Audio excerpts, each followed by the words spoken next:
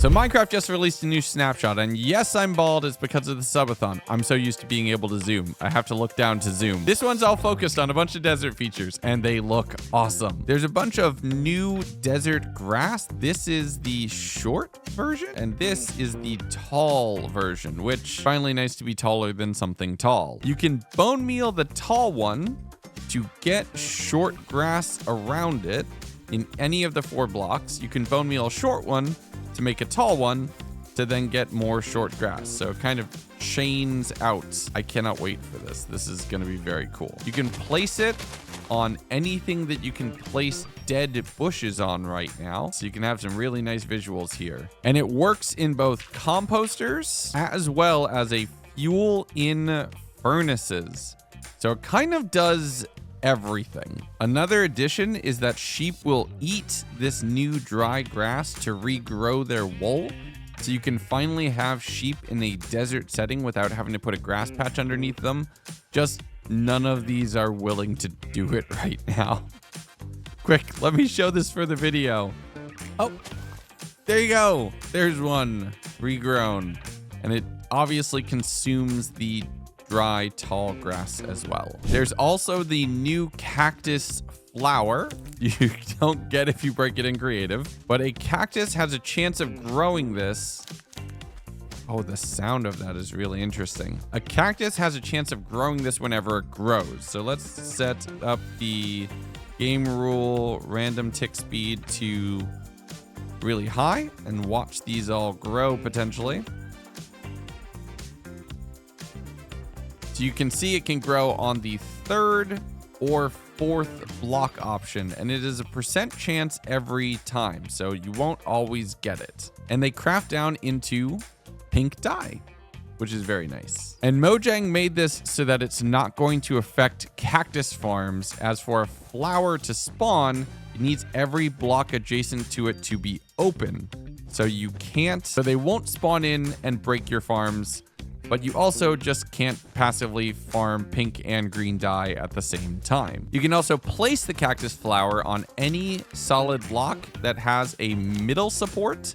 So fence posts work, as do chains, but only if they're facing upright. You can't put them unless there's something right there in the middle of the block. That's actually a good shout out. This is actually going to look really, really great. Look at this with amethyst. It's like 2 different kinds of crystal growth. Shout out to Twitch chat for coming up with that one. By the way, I'm doing a subathon and I'm live right now. That's also why I'm bald. Did I mention that's why I'm bald? Okay, you're probably wondering what these 3 are. They've been in my inventory for the whole video so far. We have new chickens. We have the warm chicken variant, which is all golden. They will drop the brown eggs. But matching with the warm variants of cows and pigs, you can find these in the warmer climates like deserts and savannas. There are also cold variants of chickens wearing this very fluffy feather hats. No, stand still. They're wearing this very fluffy feathered hats that are spawning in colder biomes to match the same kind of general environment changes that Minecraft has been adding. Firefly bush ambiance sounds now only play at night. And this is actually the first time I've seen these.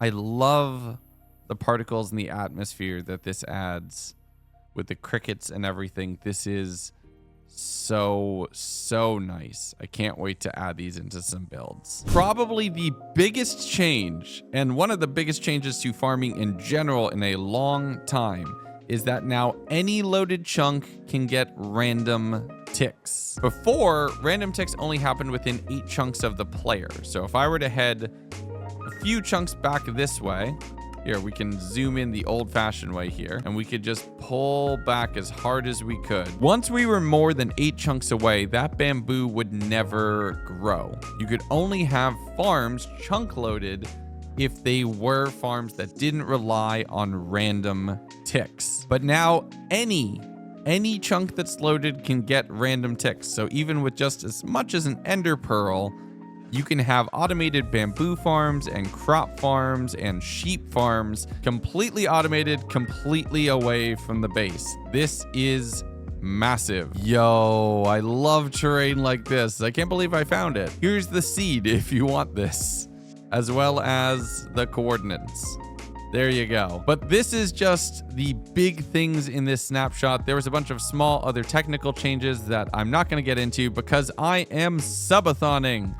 If you want to come and watch me play Minecraft and a few other games nonstop for the next 150 hours at a minimum, twitch.tv/Lagundo. We'll be here for a while. Thank you all so much for watching. I'll see you next week because I'll still be here for the next snapshot.